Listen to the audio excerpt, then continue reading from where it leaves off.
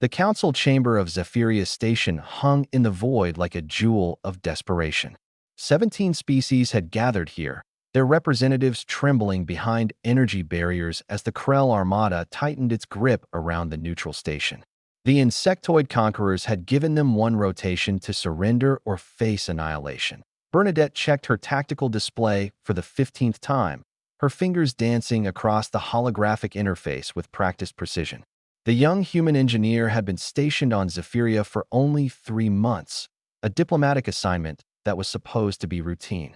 Now she found herself in the station's command center alongside Francis, a human xenobiologist whose easy smile had vanished hours ago. "They're moving into position," Francis muttered, his dark eyes tracking the Krell dreadnoughts on the main display. 12 capital ships. The council species don't stand a chance.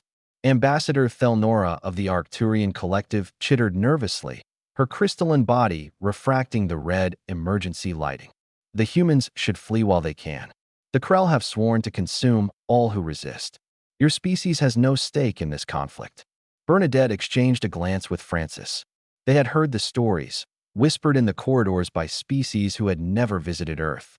The Death World, the gravity well where everything evolved to kill everything else. The planet so hostile that its dominant species wore their skeletons on the inside as armor. "We're not leaving," Bernadette said quietly. The chamber fell silent. 17 species stared at the two humans, these strange bipeds who barely reached the shoulder height of most galactic races, whose homeworld was classified as Class 12 hazardous by every civilized standard. Francis stepped forward, and several delegates instinctively retreated. "Bernadette, show them the schematics." She nodded, pulling up the station's infrastructure on the main display. The Krell fight with overwhelming force and zero subtlety. They expect you to meet them head-on or surrender. They've never encountered an enemy that uses the environment itself as a weapon. "What are you proposing?" Thelnora's voice carried a tremor of something between hope and horror. "We're from Earth," Francis explained, his voice taking on an edge that made the chamber's temperature seem to drop. "On our world, the atmosphere corrodes metal. The water is a universal solvent that dissolves organic matter. The gravity crushes most species who visit. Microorganisms cover every surface, waiting to invade and consume. And that's before you account for the megafauna. Creatures that weigh hundreds of tons with jaws that can bite through steel." Bernadette continued, highlighting sections of the station. "We learned to survive by being clever, by being relentless, by using everything around us. The Krell expect prey. We're going to give them predators." Over the next hours, the two humans worked with an intensity that frightened the council species. Bernadette reprogrammed the station's environmental systems, turning life support into a weapon. Francis accessed the agricultural bays, weaponizing the human-compatible crops that other species found toxic.